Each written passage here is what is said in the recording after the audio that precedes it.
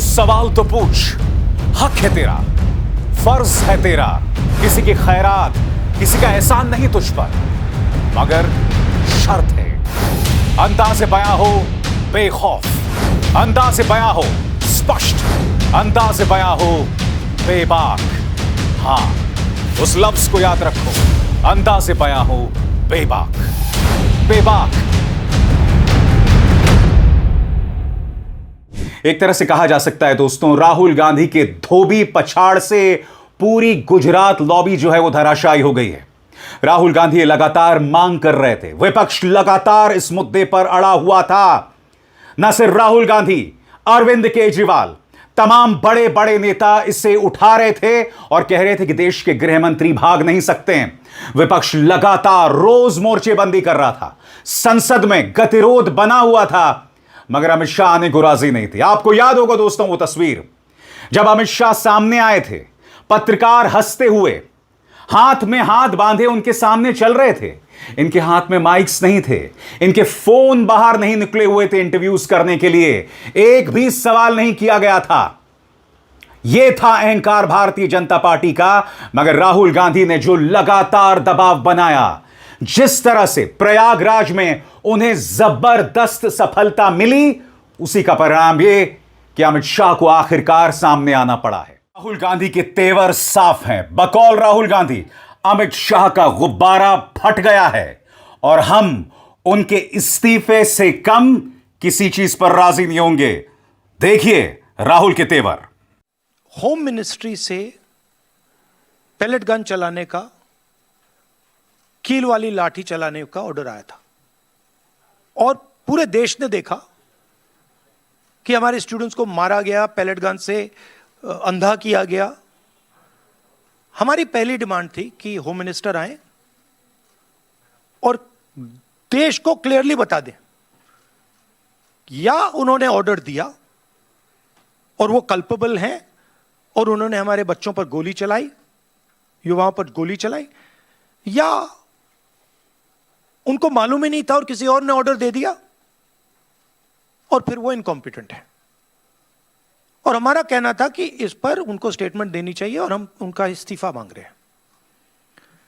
Second point, जो हमारे students पे दिल्ली में गोली चलाई गई, मारा गया, उसके लिए प्रधानमंत्री को अपोलोजाइज करना है। और तीसरी डिमांड, जो प्रधानमंत्री ने राम मंदिर ट्रस्ट पे अपने लोग बैठाए थे, जिन्होंने करोड़ों रुपए चोरी किए हैं सबके सामने, उस पर चर्चा हो। ये हमारे 3 डिस्कशंस थे।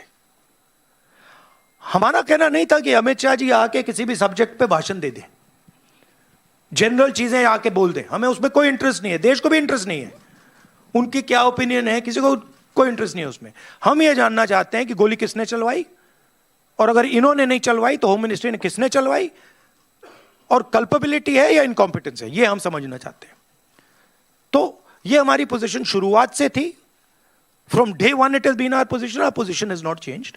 ये पूरा ड्रामा जो चल रहा है, अमित शाह का जो गुब्बारा फटा है उसको रिपेयर करने का, उसमें फिर से गैस भरने की कोशिश हो रही है, ठीक है, और वो गुब्बारा फट गया है, उसमें कोई मतलब गैस नहीं भरी जा सकती। Amit Shah does not have the courage, guts नहीं है उसमें कि वो पार्लियामेंट में आके हमारे सामने खड़ा हो जाए।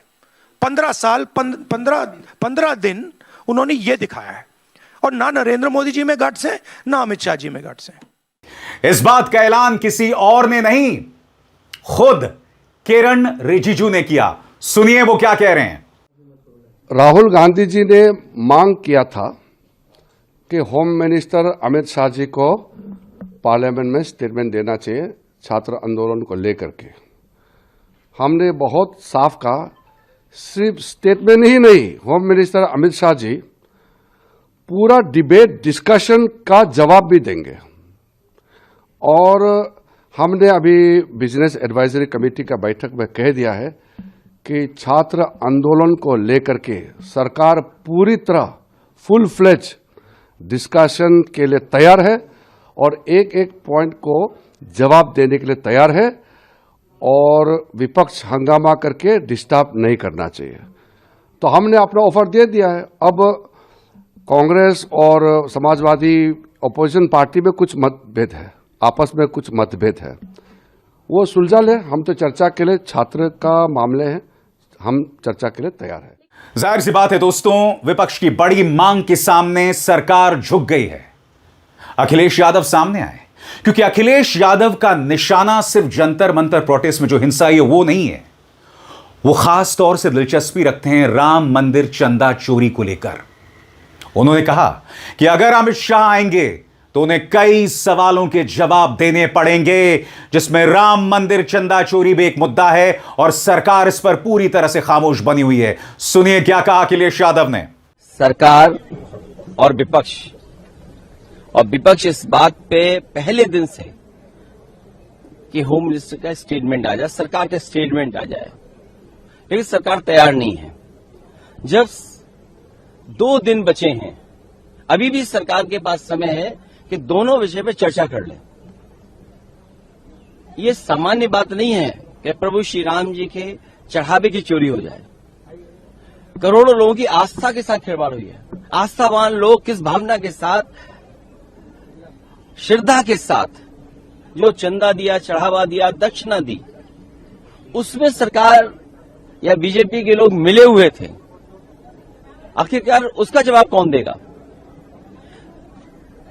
जिस श्रद्धा आस्था के खिलवाड़ कर करके इन्होंने सरकार बनाई है, एक बार नहीं न जाने कितनी बार सरकार बनाई, आखिरकार सरकार उस पर चर्चा क्यों नहीं चाहती है? और दूसरा, छात्र नौजवानों पर जो लाठी चली है, जिस तरीके से अपमान हुआ है बच्चों का, युवाओं का, छात्रों का, नौजवानों का, केवल नीट के बच्चे नहीं थे, नीट के बच्चों के साथ साथ देश में जितने पेपर लीक हुए, यूपी में जितने पेपर लीक हुए, जितने बच्चे परीक्षाएं नहीं लिख पाए, वो सब बच्चे यहां पर थे। और उन्हें अगर लोकसभा का, इस सदन का रास्ता पता होता तो गेट बाद में बंद होते, छात्र अंदर होते। पहले जो नौजवान यहां आए थे दूर दराज से, उन्हें रास्ता नहीं पता था। अगर रास्ता पता होता तो शायद इस सदन में वो खड़े दिखाई देते यहां पर। विपक्ष लगातार कह रहा है कि ऐसा कैसे हो जाता है कि बड़े बड़े मुद्दे हो जाते हैं, प्रधानमंत्री गायब रहते हैं, गृह मंत्री गायब रहते हैं, क्या कोई जवाबदेही नहीं है? और सबसे बड़ी बात दोस्तों, सरकार का जो घटियापन है, यह है सरकार में मंत्री गिरिराज सिंह। गिरिराज सिंह ये पिक्चर वायरल कर रहे हैं, इसमें राहुल गांधी एक लड़की और एक बच्चे के साथ बैठे हुए हैं और मैंने जानबूझकर उनके पहचान को छुपा दिया है। और यहां पर गिरिराज सिंह का यह वाहियात घटिया बयान, गिरिराज सिंह क्या कह रहे हैं मैं आपको बताता हूं। वो कहते हैं, राहुल जी ये तस्वीर कहां की है, कब की है और आपके साथ ये कौन कौन लोग हैं, मुझे जानने की उत्सुकता ये है। मैं आपसे एक सवाल पूछना चाहता हूं, ये कौन है राहुल गांधी के साथ? क्या यह जानकारी ज्यादा जरूरी है या यह बात कि देश के गृह मंत्री जवाबदेह क्यों नहीं है? दिल्ली में दंगे होते हैं, देश के गृह मंत्री की कोई जवाबदेही नहीं। मणिपुर में हालात खराब होते हैं, कोई जवाबदेही नहीं। पहलगाम में आतंकवादी हमला हो जाता है, बैसरण घाटी से रहस्यमय तरीके से सिक्योरिटी फोर्सेस को हटा दिया जाता है, देश के गृह मंत्री का कोई जवाब नहीं, कोई जवाबदेही नहीं। और यहां पर इस तस्वीर के जरिए राहुल गांधी पर हमला साधा जा रहा है। इससे घटिया सोच क्या हो सकती है? और यह कोई ट्रोल नहीं है, यह सरकार में मंत्री हैं, इस तरह की घटिया हरकत ये कर रहे हैं। आम आदमी पार्टी सवाल पूछ रही है कि आखिर कहां है प्रधानमंत्री, कहां है गृह मंत्री? संजय सिंह। देखिए, गतिरोध बनाने का काम खुद सरकार कर रही है।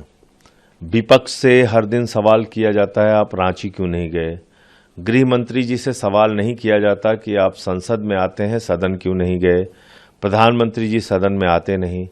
तो लोकतंत्र के सबसे बड़े मंदिर का इस प्रकार से अपमान करना कि विपक्ष की बातों पे आप सदन में जवाब देने भी नहीं आ सकते, तो गतिरोध का कारण तो सीधे तौर पे सरकार है।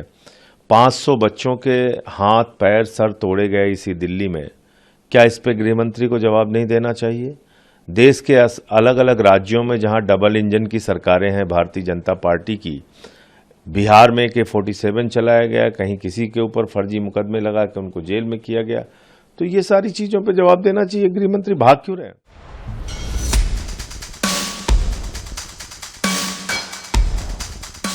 शुरुआत मैं करना चाहूंगा जिस तरह से पुलिस ने लाठीचार्ज किया, वो तस्वीर मैं आपको दिखाऊंगा। और बात वहां तक सीमित नहीं है, मैं आपको यह भी बताना चाहता हूं दोस्तों कि आज पुलिस ने वाटर कैनन्स भी चलाए। बड़ी खबर यह भी आ रही है कि सीआईडी ने जेपीएससी के एक पूर्व चेयरमैन को गिरफ्तार किया है, यानी कि सरकार कार्रवाई कर रही है, मगर एक बहुत बड़े मुद्दे पर गतिरोध बना हुआ है, क्योंकि आंदोलनकारी छात्र चाहते हैं कि मामले की जांच सीबीआई करे। सरकार फिलहाल इस बात के लिए राजी नहीं है। सरकार को झुकना पड़ेगा क्योंकि ये मांगें जायज हैं। मगर सबसे पहले मैं आपको दिखाना चाहता हूं लाठीचार्ज का वो नजारा जो हमें दिखाई दिया जब पुलिस स्टेडियम से विधानसभा का मार्च कर रहे थे। देखा जाए।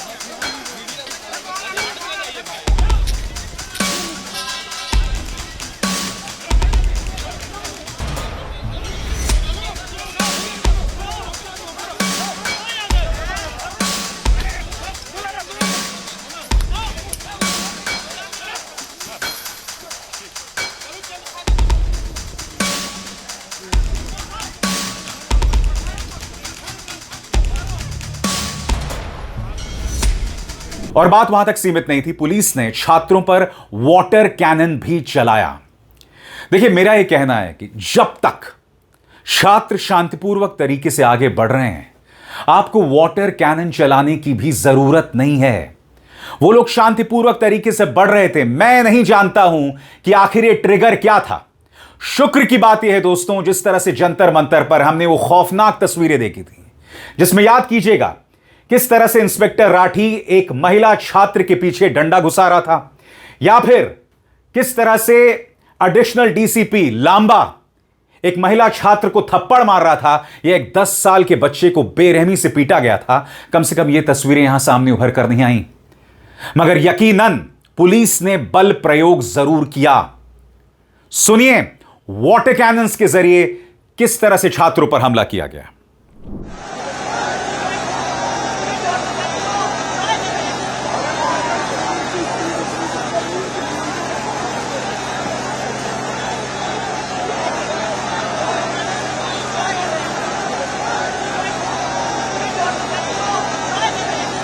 दोस्तों, बावजूद इसके बड़ी तादाद में कई छात्र जो हैं वो विधानसभा पहुंच गए और वहां पर भी उन्होंने धरना देना शुरू कर दिया है। पत्रकार अजीत अंजुम ने अपने YouTube चैनल पर यह वीडियो डाला है और वो क्या कह रहे हैं मैं आपको पढ़ के सुनाना चाहता हूं। वो कहते हैं, झारखंड विधानसभा परिसर तक पहुंचे आंदोलनकारी छात्र, यहां छात्र धरने पर बैठ गए हैं। कई जगह बैरिकेडिंग जरूर लगी थी, लेकिन उसे हटाते हुए या दाएं बाएं से चलते हुए छात्रों के जत्थे यहां तक पहुंच गए हैं। पुलिस से कहीं कोई टकराव जैसी स्थिति नहीं दिखी।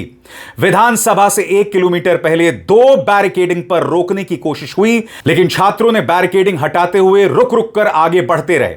ऐसा लगा जैसे पुलिस भी तैयार थी कि आगे भी बढ़ेंगे तो बल प्रयोग नहीं करना है। एक जगह वाटर कैनन जरूर चलाया गया। हालांकि जैसे कि आप इस वीडियो में देख सकते हैं, बाकायदा पुलिस ने लाठीचार्ज भी किया है। हालांकि पुलिस यह दावा कर रही है कि पूरा मार्च शांतिपूर्वक रहा है और बहुत ही हल्का बल प्रयोग हुआ है। क्या वाकई हल्का बल प्रयोग हुआ है, उसकी हम हकीकत आपके सामने लाएंगे, मगर सबसे पहले सुनिए पुलिस क्या कह रही है।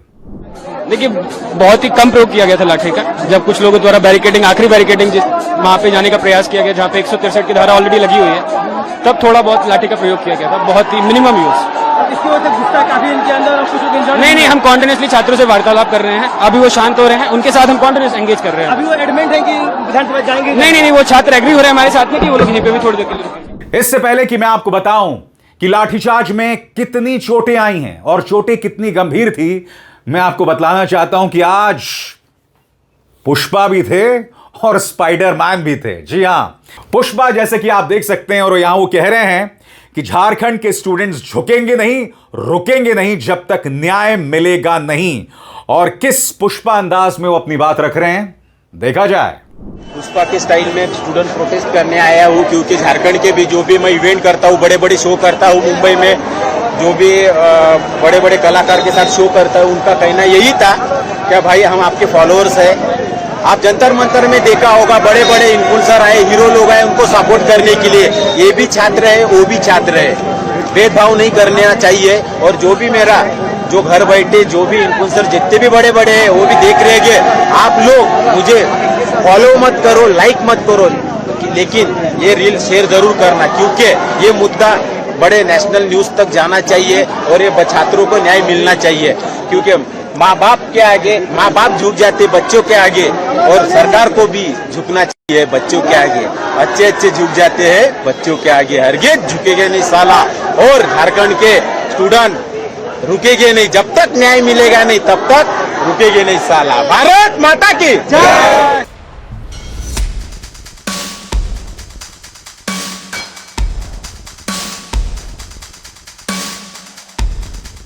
लगातार पश्चिम बंगाल के अंदर तृणमूल कांग्रेस के नेताओं पर प्रहार हो रहे हैं और यह रुकने का नाम नहीं ले रहा है। अब ताजा घटनाक्रम में बैरकपुर में ममता बनर्जी पर एक ऐसा हमला हुआ है जिसमें उन्हें गंभीर चोटें आ सकती थी। उनकी वैन जा रही थी दोस्तों, उनकी गाड़ी जा रही थी, और देखिए किस बेरहमी के साथ पत्थरों से हमला किया गया। बेरहमी के साथ पत्थरों के साथ हमला किया गया। भारतीय जनता पार्टी इसमें किंतु परंतु कर रही है। इससे ज्यादा शर्मनाक बात कुछ नहीं हो सकती। भारतीय जनता पार्टी को बात समझना चाहिए, आज आप सत्ता में हैं, मगर एक दिन आएगा जब आप सत्ता से बेदखल होंगे, और तब आप जो ये तर्क अब दे रहे हैं वही तर्क आपको आईने की तरह दिखाए जाएंगे। सबसे पहले मैं आपको मंजर दिखाना चाहता हूं जब बैरकपुर में ममता बनर्जी का जो काफिला है वो जा रहा होता है, उनकी गाड़ी जा रही होती है, बाकायदा जो लोग हिंसा कर रहे हैं, जो लोग पत्थर मार रहे हैं, उनकी तस्वीरें साफ तौर पर दिखाई दे रही हैं। देखा जाए।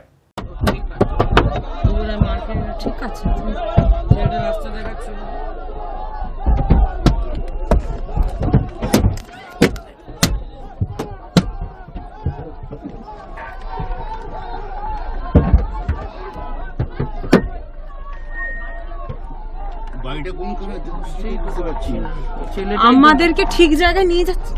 তুই লোকেশনটা দেখতে পাচ্ছিস? তুই লোকেশনটা দেখতে পাচ্ছিস? হ্যাঁ, ওইখানে প্রেসটা কিন্তু ওখানে ছিল। তুই লোকেশনটা দেখ। হ্যাঁ, ভিডিওটা করছি। লোকেশনটা তো তোকেই পাঠিয়েছি। ওই যে ওইখানে দাঁড়িয়ে আছে কারা দেখো। ওসব দিয়ে বিয়ার করে রেখে দিয়েছি। বলো।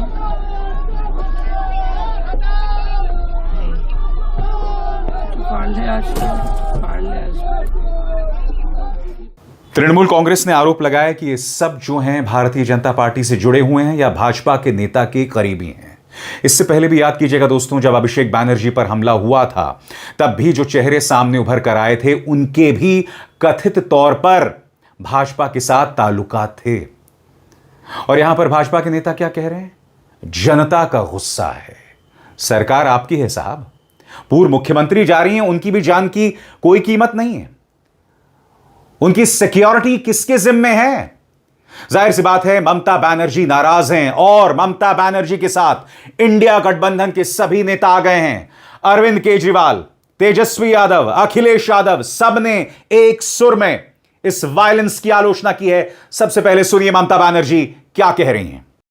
वो है, मेरे को गाड़ी में बड़े बड़े पत्थर मारा गया, बाहर से एंटी सोशल पुलिस का सामने में आके हमको इतना गाड़ी को अटैक किया। अगर हम गाड़ी का कांच शीशा खुला रखता तो हमारा माथा फट जाता, हम लोग सब मर जाता।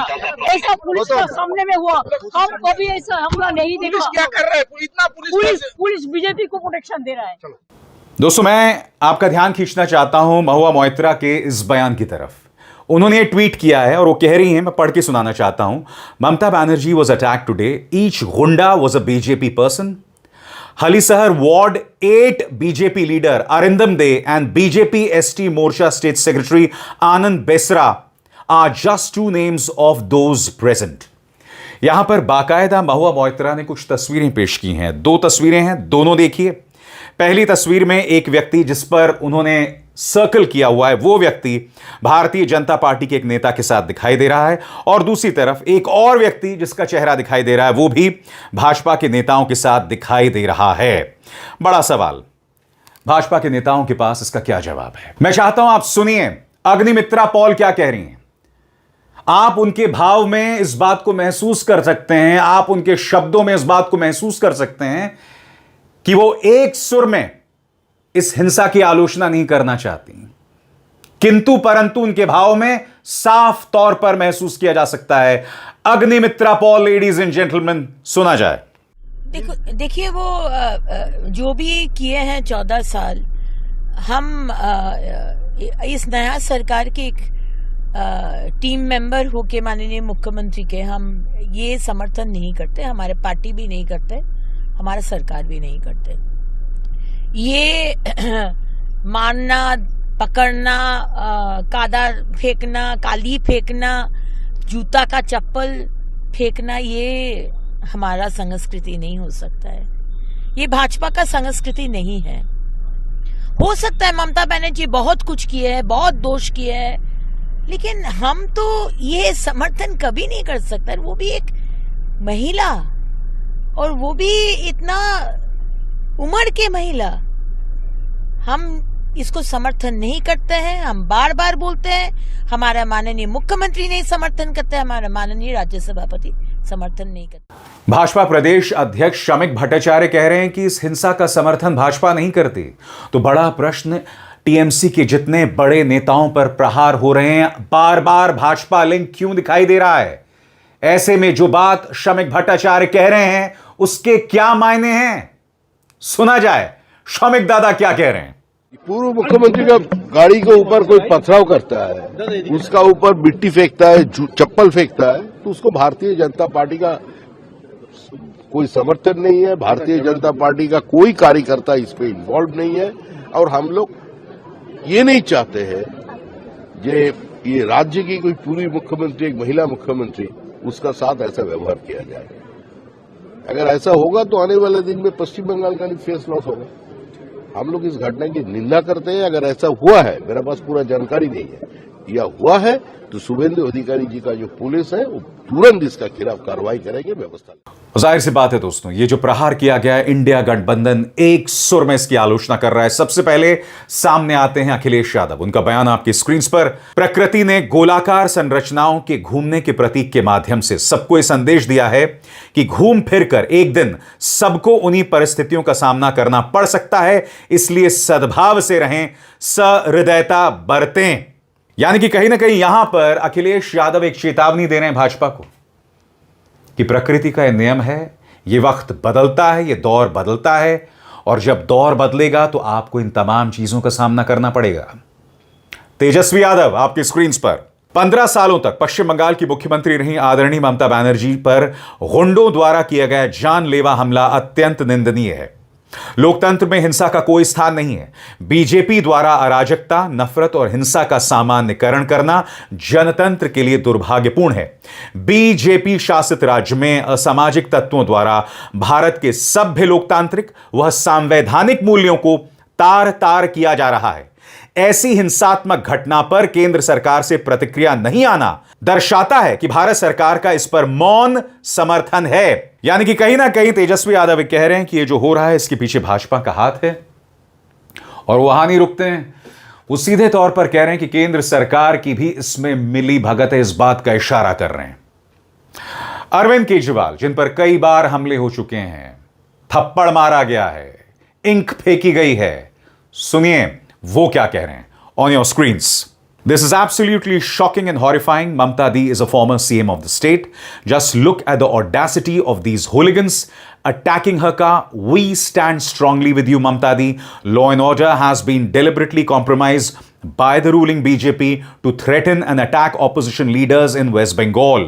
The desperation in the BJP keeps growing as the Modi government loses popularity. आसान लफ्जों में यहां पर अरविंद केजरीवाल कह रहे हैं कि भारतीय जनता पार्टी की बौखलाहट बढ़ रही है जैसे जैसे उनकी लोकप्रियता घट रही है। सबसे बड़ी बात, शुवेंदु अधिकारी के जो पीएस को जान से मार दिया गया, वो मामला कहां है? क्या आप बताएंगे कि उस मामले में आरोपी कौन है? थोड़ी पड़ताल कीजिए, खेल सब पता चल जाएगा। ये मुद्दे हैं और हम इनसे नहीं भाग सकते। हकीकत यह है और उसके अलावा कुछ नहीं। अभिसार शर्मा को दीजिए इजाजत। नमस्कार।